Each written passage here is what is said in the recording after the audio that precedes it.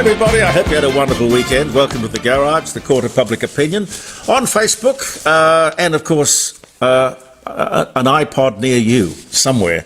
A lot of people carrying it too, and I thank you for doing that. And I also thank you for all the comments we get, and we're getting more and more of them. And I try to answer every one of them. In fact, I'll start quoting some of them because you are really all very, very clever with your contributions.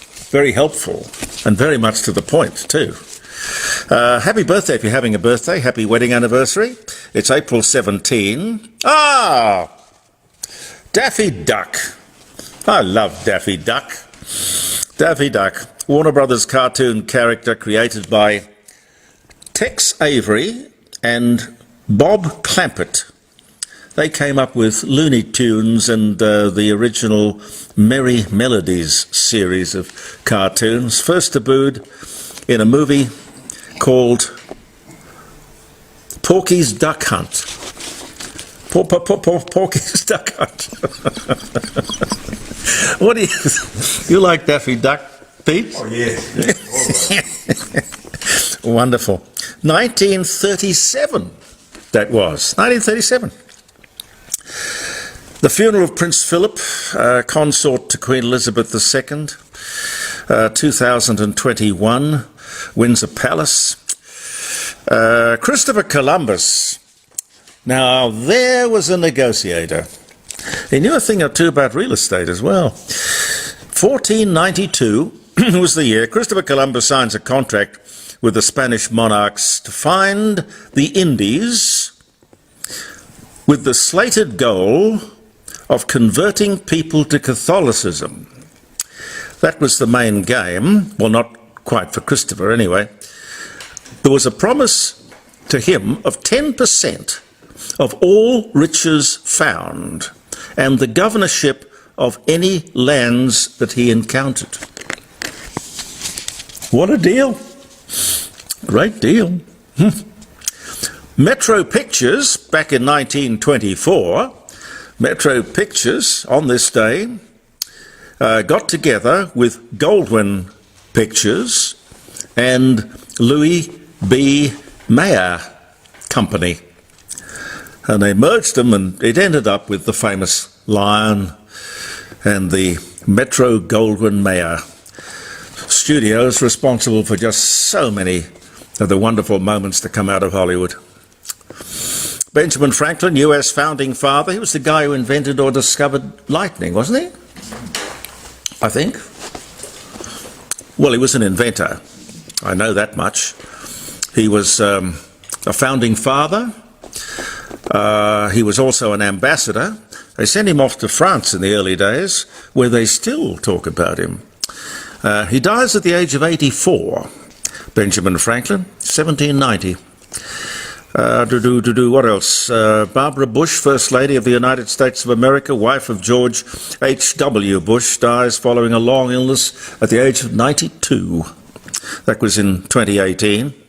Country music legend Johnny Cash hosts Saturday Night Live, which has to be one of the longest-running successful TV shows the world has ever seen. 1982 was the year. He participates in skits, performs a medley of his hits. Elton John wanders in as a musical guest. The Johnny Cash Show was a very successful show in its own right, separately and indeed on another channel, but great entertainer.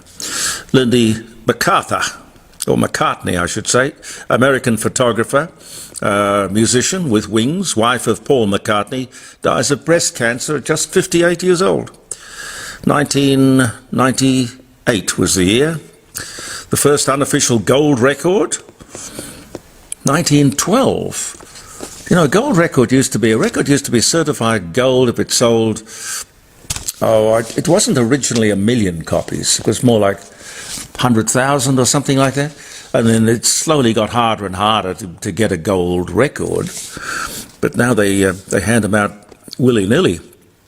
Well, I suppose they don't hand them out because everything is streamed these days. The first unofficial gold record, it was Al Jolson's ragging the baby to sleep. Does anyone know what ragging a baby to sleep? Maybe that's as in Alexander's Ragtime Band, or ragging. I forgot. I don't know. William Holden, the American actor, 1918 he was born. Bridge over the River Kwai, or Bridge on the River Kwai, was a good movie he was in. Anyway, if it's a day you celebrate, I hope it's a fantastic day for you. I've got to tell you this, because I didn't believe it. The male GP who wanted to donate blood is turned away from the blood bank after he refused to say if he was pregnant or not. A male GP was prevented from donating blood to the Scottish NHS because he refused to sign a form saying that he was not pregnant. Dr. Stefan McAndrew, 41, booked an appointment for a blood donation Tuesday morning.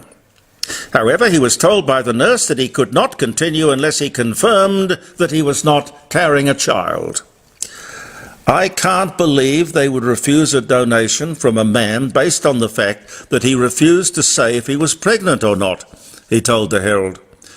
I just wish basic common sense could be applied to these situations. A man can't be pregnant. See, the world is... I don't know what we do with the world, to be honest with you. Unemployment steady at 3.5%, you might have heard. That's something like a 50-year low. Around, I think it's 53,000 jobs created in the month. A fairly strong, in fact, a very strong situation, really. The NAB, or the Reserve Bank, who sort of behaves a bit like a National Australia Bank, well, I guess in a sense it is. They'll be looking probably at starting to lift the interest rates again when they meet, with figures like that. However, there is a storm brewing overseas, an international financial storm. The International Monetary Fund has issued a grim warning with regard to the world economy. Patchy and uneven growth, they say. Australia's been downgraded. Still growing, but not as fast, just 1.6%. Global growth will be, as the bank describes it, feeble, the lowest in 30 years.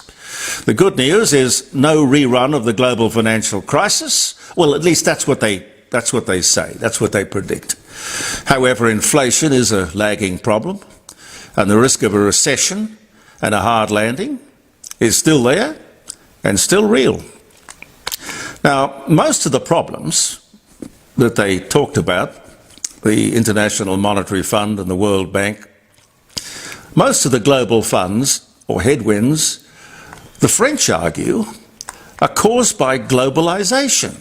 Now, when I saw this, I thought to myself, yeah, hell, I agree with that. Most countries are too interlinked. They're no longer self-reliant. They're subject to things that they can't control. The sort of kind of knock-on effect. We're too interrelated. So when along comes a pandemic or a distant crisis of one kind or another, or a war, supply chains fail, things don't work. They're right, you know, the French. They are right. Why would people want to be vulnerable, dependent upon others? And at the first sign of trouble, they will, of course, look after themselves. And who could blame them for that? The lessons are simple, but they're there all the time. We keep repeating the same mistakes. The lessons are there. Do not give up your manufacturing, production of essentials. Be self-reliant, self-sufficient, whether it's banking or currency or food, gas, oil, manufacturing. One simply can't rely upon others. So why did we get hooked up in this one world thing? I don't know. But speaking of headwinds, not financial headwinds, real headwinds, it's been really bad weather over in the West. Amazing. They reported winds of up to 285 kilometres an hour. 285 kilometres an hour, which broke every known weather record in Australia. And that system, if you like, has moved slowly across the continent. It's affected just about everybody. The gather round here in Adelaide was certainly affected. Wasn't rained out exactly, but it was certainly a little muddy. The gather round here in Adelaide, a great success for the Australian rules football clubs, and in preparation for the weekend just gone by, $21 million has been spent on the Mount Barker Oval. That seems like an awful lot of money to me. How would you spend that much money on a community oval? But, you know, taking into account cake and circuses will always be important to politicians. I would say this, though, that the AFL is $1 billion tax-free, not-for-profit organisation. Make a lot of money. They could always chip in if they wanted to. Here's an interesting one. La Trobe University's Alcohol Policy Research Unit. They never had one of those when I went to school. Maybe they should have. They've come up with this, which is, I think, rather strange. 50% of Australians are damaged or suffer because of alcohol consumed by somebody else. Now that's fascinating. I can understand alcohol damaging the people who consumed it, but more than 50% of Australians are damaged by alcohol consumed by another person. Do you believe that, Pete? Domestic violence, yeah, I do. Yeah. Well, I suppose, domestic violence. But if you take into account the damage that is done to the person who's consuming the alcohol, you got nigh on 100% of the population. But I would like to see the research method that they used and how they came up with that finding. Colin, if I can just find Colin's note here. Yeah, Colin wanted to know what happened to the corgis, the Queen's corgis, and I did get a lot of feedback from people who said that it was Sarah Ferguson who put her hand up, Andrew's ex-wife, and she said she'd take the corgis. She didn't get an invitation to the coronation of the King, but I suppose that's to be understood. Happy families. Caesar Merriweather, Caesar Mayweather, which is a wonderful name. Caesar, great name, sent me this. Albo and Chalmers are on work experience when it comes to economic management. He says, I wouldn't let them run the local tuck shop, let alone the country. It's too late, Caesar.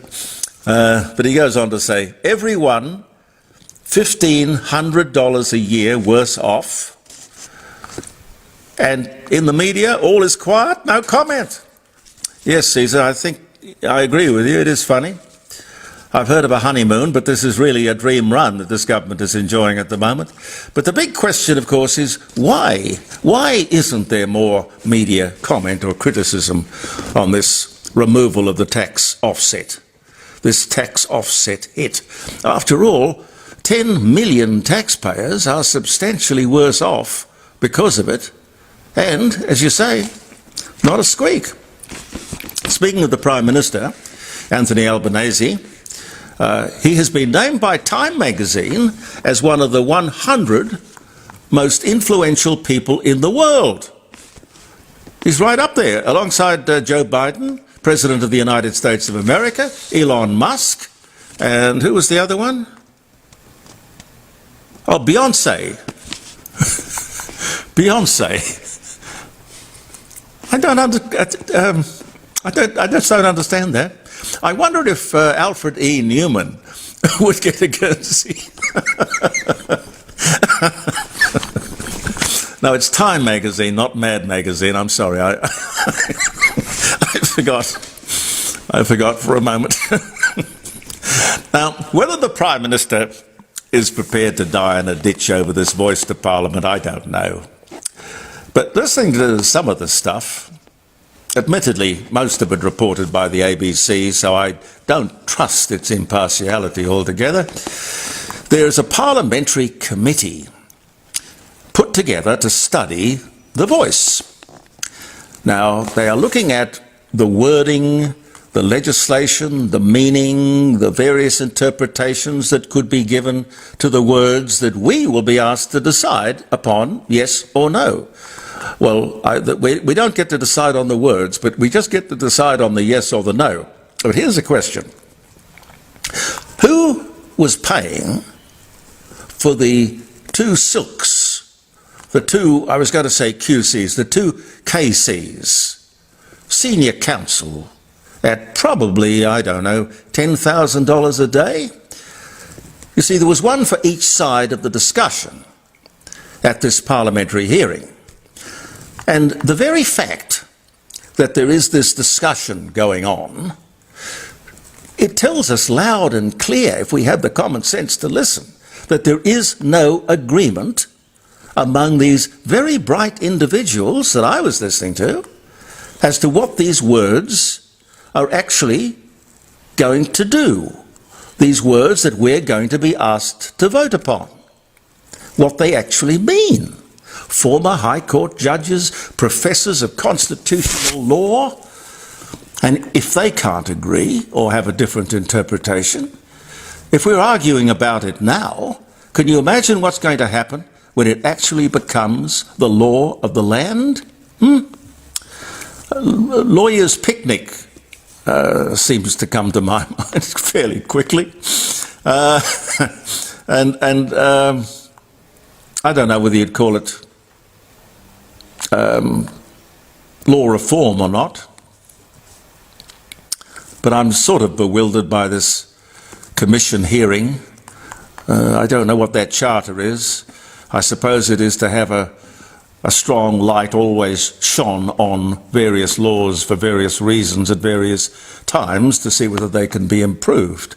That's what I imagine the Law Reform Commission might be doing. But at the moment they're looking at a submission by the Presbyterian Church of Australia, who runs in most cities around the country 20 schools and something like 13,000 students who are presumably sent to those schools because of the moral or religious teachings involved or offered, as well, of course, as the academic teaching.